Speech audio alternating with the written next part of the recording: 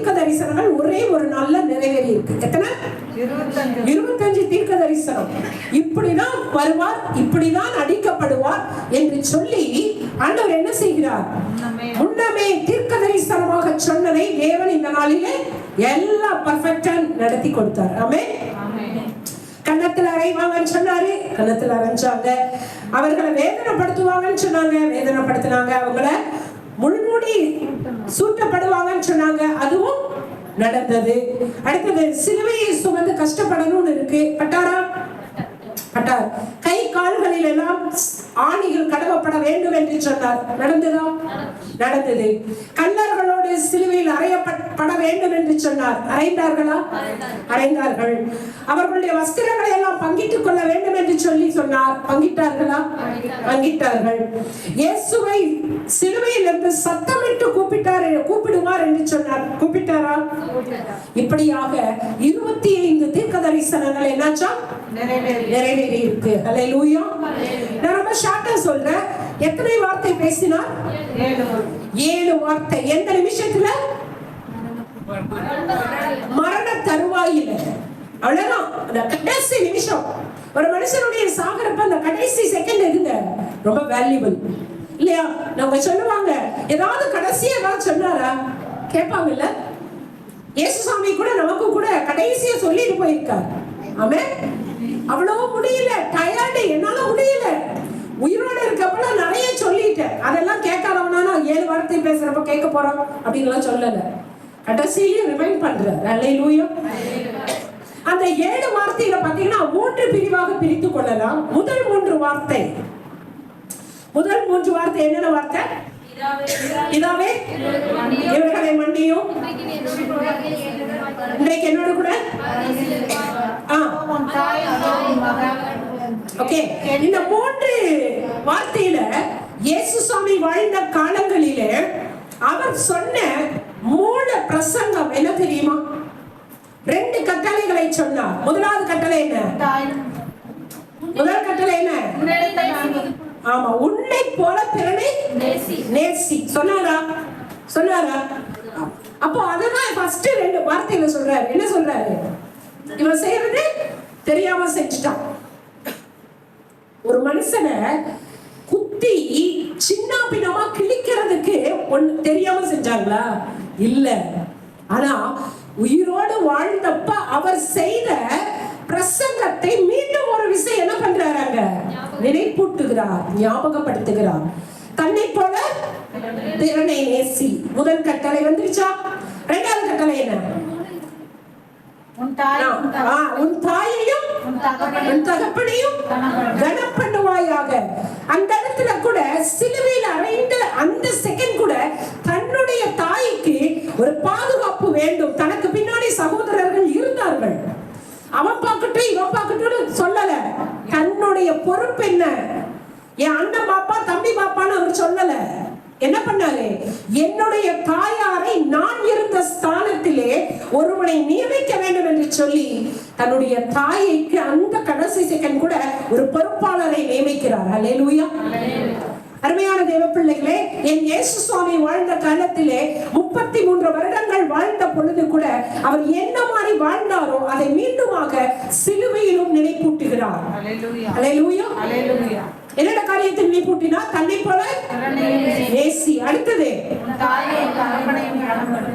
கடைசி செகண்ட், நானே மரிக்க போறேன், நான் எனக்கு என்ன அப்படின்னு அவர் போல தன்னுடைய அந்த பாரம், அந்த கட்டளைகளை நிறைவேற்றுகிறார். தன்னுடைய தாயாருக்காக ஒரு பொறுப்பாளரை நியமிக்கிறார். அல்லேலூயா. அருமையான தேவ பிள்ளையே, இன்றைக்கு உயிரோடு இருக்கிற நீங்களும் நானும் நம்மளுடைய தாய் தகப்பனை கனம் பண்ணுகிறோமா? விசாரிக்கிறீங்களா? தேவைகளை சந்திக்கிறீங்களா? தயவு செய்து மனம் திரும்புங்கள். எனக்கே பத்தல, டைம் இல்ல சொல்லாத. இயேசு சுவாமி கடைசி நிமிஷத்துல சொன்ன வார்த்தை, அவருடைய தாயாருக்கு ஒரு பாதுகாவலரை நியமிக்கிறார். அல்லேலூயா. ஏன்னா அவர் சொல்றது மட்டும் இல்ல, அதை செயல்படுத்துகிற தேவன் என்னுடைய தேவன். வெறும் வாயில பேசுறவர் இல்ல, அவர் செயலிலே காட்டுகிறவர். அல்லேலூயா. அப்ப 2வது கட்டளை என்ன சொன்னாரு? உன் தகப்பனையும் உன் தாயையும் கனம் பண்ணு. அதை அந்த இடத்திலே நிறைவேற்றி இருக்கிறார். அடுத்த வார்த்தை பார்த்தீங்கன்னா 4வது வார்த்தை தனக்காக பேசுகிறார். தனக்காக பேசுகிறார். என்ன சொல்லுகிறார்? என் தேவனே என் தேவனே ஏன் என்னை அல்லேலூயா. ரொம்ப துக்கத்தோட சொல்றார், ஆண்டவரே நீங்க என்ன கைவிட்டீங்கப்பா. ஏன்னா என்னைக்கு ஆண்டவருடைய பார்வை நம்ம மேல விழுதோ அன்றைக்கு இந்த பூமியிலே உங்களுக்கு வருகிற பாடுகளை உங்களால் தாங்க முடிகிறது. அல்லேலூயா. அப்போ அவர் சொல்றாரு, ஏன் உங்க முகத்தை எனக்கு மறைச்சிட்டீங்கிறாரு. அப்படின்னு என்ன அர்த்தம்? அவர் ஒரு இமைப்பொழுது மறைச்சதுனால அந்த வலி வேதனையை அவரால் தாங்க முடியல. அல்லேலூயா. அருமையான தேவ பிள்ளையே, இன்றைக்கு நீங்களும் நானும் தேவனுடைய சமூகத்தை நோக்கி பார்த்து கொண்டு இருப்பதினாலே இன்றைக்கு நமக்கு வந்த பிரச்சனைகளில் இருந்து நாம் இன்னும் உயிரோடு இருக்கிறோம். ஆமென். நான் சாப்பிடுற சாப்பாடு, நான் அப்படியே எக்ஸசைஸ் பண்றேன் அதனால இல்ல, தேவனுடைய கண்களிலே கிருபை கிடைத்ததுனாலே எல்லா கஷ்டங்களையும் நீங்களும் நானும் தாங்கி கடந்து வந்து கொண்டு இருக்கிறோம். ஆமென். அப்போ ஆண்டவர் சொல்றார், ஆண்டவரே ஏன் ஆண்டவரே என்னை கைவிட்டீர் என்று சொல்லி தனக்கான ஒரு பாரத்தை அந்த இடத்துல வெளிப்படுத்துகிறார். அடுத்த 3 வார்த்தை என்னென்ன வார்த்தைங்க? தாகமாய் இருக்கிறேன் என்று சொல்லுகிறார். இது பார்த்தீங்கன்னா ஸ்டேட்மெண்ட், அறிக்கை. இன்னைக்கு ஒரு பிளட் டெஸ்ட் கொடுக்கறீங்க, உங்களுக்கு எல்லாம் செக் பண்ணிட்டாங்க, என்ன கொடுக்கறாங்க? ரிப்போர்ட். இயேசு சுவாமி இந்த பூமிக்கு அனுப்பினதனுடைய ரிப்போர்ட் கொடுக்கறாரு. அல்லேலூயா. யார்கிட்ட ரிப்போர்ட் கொடுக்கறாரு? பிதாவிட்ட. அனுப்புனவர்கிட்ட ரிப்போர்ட் கொடுக்கறாரு. என்ன கொடுக்கறாரு?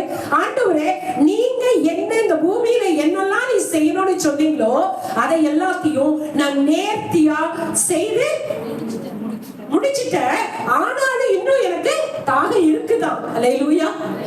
இன்னும் கணக்கு தாகம் இருக்கு, இன்னும் எனக்கு ஆசை இருக்கு, இந்த மக்களை ரட்சிக்க, இந்த மக்களோட இருக்க அப்படிங்கிற அந்த தாகத்தை ஆண்டவர்கிட்ட வெளிப்படுத்துறார். அல்லேலூயா. நீங்க கொடுத்த உங்களுடைய சித்தத்தை நிறைவேற்ற எனக்கு இன்னும் தாகம் இருக்கிறது. என்ன இருக்கு? என்ன தாகம்? அவருடைய சித்தத்தை நிறைவேற்றுகிற தாகம். அருமையான தேவ பிள்ளை, உங்களுக்கு எந்த தாகம் இருக்கிறது? நல்ல ஒரு பெரிய பங்களா வாங்கணும், நல்ல ஒரு கார் வாங்கணும், நல்ல 100 பவுன் நகை வாங்கணும், மற்றவர்களுக்கு முன்பாக கனமாக இருக்கணும், அது தாகமா? எல்லாம் நீங்க தான் விட்டுட்டு போவேன். அல்லேலூயா. பிரசங்கி சொன்னது போல சாலமோன் ஞானி சொல்றாரு, இந்த பூமியில நீ எல்லாத்தையும் கஷ்டப்பட்டு சம்பாரிச்சு வைப்ப, பின்னாடி வரவன் என்ன பண்ணுவான்? எவனோ ஒருத்தன் அனுபவிக்க போறான். அல்லேலூயா. ஆமாவா இல்லையா? அப்போ இயேசு சுவாமிக்கு இருந்த தாகம் என்ன? அவருடைய பிதாவின் சித்தத்தை நிறைவேற்றுகிற தாகம் இன்னும் எனக்கு இருக்கிறது என்று சொல்லி வெளிப்படுத்துகிறார். அடுத்தது என்ன வார்த்தை? 6வது வார்த்தை முடிந்தது.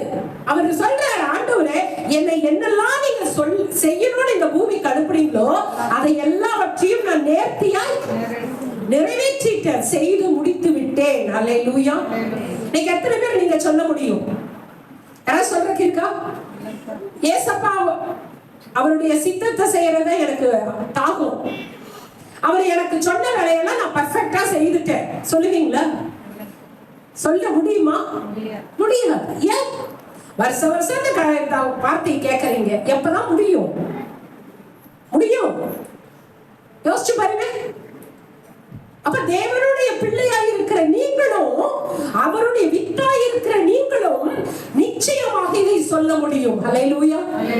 ஐயா, உன் மரணத்தின் நேரத்திலே இப்படிப்பட்ட ஒரு அறிக்கையை நீ செய்ய முடியும் என்றால் நீதான் கிறிஸ்தவன். ஆண்டவரே உம்முடைய நாமத்தை மகிமைப்படுத்தி எனக்கு இருக்கிற அந்த தாகம் இன்னும் இருக்கிறது, உமக்காக ஓடுகிற தாகம், உமக்காக உழைக்கிற தாகம், உம்மை பற்றி பேசுகிற தாகம், உம்முடைய நாமத்தை மகிமைப்படுத்துகிற தாகம், உம்மை துதிக்கிற தாகம் எனக்கு அதிகமாக இருக்கிறது என்று நாம் சொல்ல முடியுமா? ஆண்டவரே நீங்க எனக்கு கொடுத்த வேலை எல்லாத்தையும் பர்ஃபெக்ட்டா ஃபினிஷ் பண்ணிட்டேன், முடிஞ்சிருச்சு அப்படின்னு ஸ்டேட்மெண்ட் கொடுக்க முடியுமா? முடியணும். அதுதான் நீ கிறிஸ்தவன், அதுதான் நீ அவருடைய வித்து. அல்லேலூயா. எல்லாம் முடிஞ்சதுன்னு சொல்லி முடிச்சிட்டாரு. அடுத்தது சொல்றாரு, என் ஆவியை என்னங்கப்பா நீங்க என்ன அனுப்புனீங்க, என் ஆவியை நான் உங்க கையில ஒப்பு கொடுக்கிறேன்னு சொல்லி அவருடைய ஜீவனை ஒப்பு கொடுத்தாரு. அல்லேலூயா. எந்த மனுஷனோ பிசாசோ அவருடைய ஜீவனை எடுக்க அதிகாரம் இல்லை. அல்லேலூயா. நீங்க மனுஷனுக்கு அந்த அதிகாரம் இருக்கா? எந்த நிமிஷம் மரணம் வரும்னே தெரியாது. அது அவனுடைய பர்மிஷன் கிடையாது. ஆனால் தேவனோடு இருக்கிற பரிசுத்தவான்களுக்கு அந்த அதிகாரத்தை கொடுத்து இருக்கிறார். அல்லேலூயா. எனக்கு தெரிந்த நடந்த ஒரு காரியம், கடந்த ஒரு 6-7 வருஷத்துக்கு முன்னாடி கோயம்புத்தூர்ல எனக்கு தெரிந்த ஒரு சகோதரி, அவங்க ஊழியம் பண்றவங்க, எப்பொழுதும் துதிக்கிறவங்க. அவங்களுடைய மரணம் இப்படிதான். அவங்க சொன்னாங்களாம், தன்னுடைய மகன், தன்னுடைய கணவர், தன்னுடைய மருமகளை கூப்பிட்டு, நாளைக்கு காலையில 10 மணிக்கு நான் மரித்து போயிருவேன். என்ன சொல்றாங்க? நாளைக்கு காலையில 10 மணிக்கு நான் மரித்துருவேன். அப்படி நல்லா இருக்காங்க. அவங்களுக்கு ஒரு படுத்த படுக்கை இல்ல, நல்ல வீட்டு வேலை செய்யறாங்க. எப்படி இருக்கும் நம்புவீங்களா?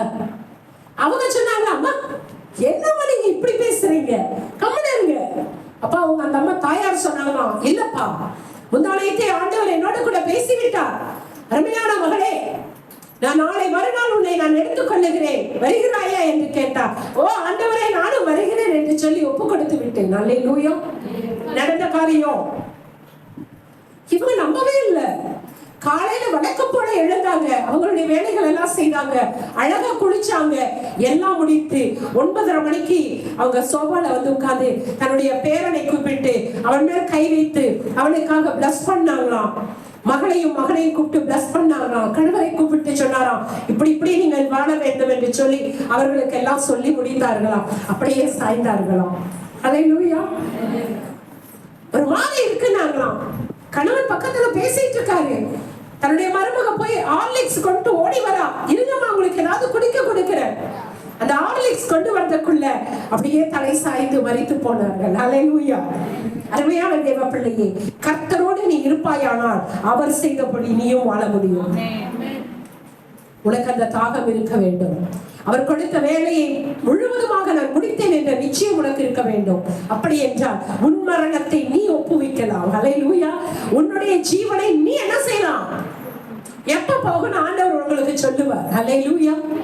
அப்படியாக அநேக பரிசுத்தவான்கள் தன்னுடைய மரணத்தை முன்கூட்டியே சொன்னவர்கள் அநேகர் இருக்கிறார்கள். தன்னுடைய ஜீவனை ஆண்டவர் கரத்தில் ஒப்பு கொடுத்தவர்கள் அநேகர் உண்டு. அப்படி என்றால் இதை கேட்கிற தெய்வ பிள்ளையே, நம்முடைய ஆவியானவர் பேசின வார்த்தை, அவருடைய ஆவியை ஆண்டவரிடத்தில் என்ன பண்ணுகிறார், ஒப்புவித்திருக்கிறார். இதை கேட்கும் பொழுது எல்லாவற்றையும் முழுமை அடைந்து அவர் இந்த பரத்தை விட்டு பரத்திற்கு போனார், இந்த பூமியை விட்டு பரத்திற்கு ஏறி போனார். அல்லேலூயா. நம்ம ஏதோ ஒரு சடங்கான காரியம் அல்ல, தன்னை போல நேசிக்க வேண்டும் என்று மீண்டும் உறுதிப்படுத்தினார். உன் தகப்பனையும் தாயையும் கனம் பண்ண வேண்டும் என்று கற்றுக் கொடுத்தார். இந்த பூமியில எனக்கான தாகம் உண்டு என்று சொல்லி வெளிப்படுத்தினார். தேவன் அனுப்பி எல்லா காரியத்தையும் பினிஷ் பண்ணன்னு சொல்லிட்டு போனார். எல்லாவற்றுக்கும் மேலாக தன்னையே தேவனிடத்திலே ஒப்பு கொடுத்தார். அல்லேலூயா. இப்படியாக 7 வார்த்தைகளை பேசி அவர் நிறைவு செய்தார். கண்களை மூடுவோமா? எல்லாரும் எழுந்து நின்று அவர் சரண்டர் செய்தது போல இன்றைக்கு ஏதோ ஒரு சடங்கான காரியம் அல்ல. இன்றைக்கு நீங்கள் எப்படி இருக்கிறீர்கள்?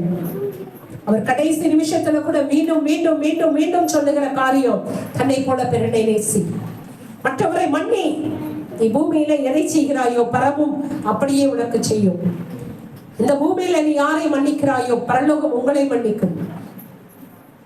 நீங்க மன்னிக்கல, நான் பரலோகத்துல இருந்த மன்னிப்பு உங்களுக்கு கிடைக்காது. அன்னை போல பிறனை நேசி. 2வது காரியம், தகப்பனையும் தாயையும் கனம் பண்ணு, விட்டுறாத. கடைசி நிமிஷத்திலே கற்றுக் கொடுக்கிறார். இதுவரை உன் தகப்பனையும் தாயும் கனம் பண்ணலையா, இன்னையில இருந்தாவது அதை ஃபாலோ பண்ணுங்க. நான் என் தாய் தகப்பனுக்கு செய்ய வேண்டிய கடமைகளை நான் செய்ய வேண்டும் ஆண்டவரே. அவர்களை நான் விசாரிக்க வேண்டும்.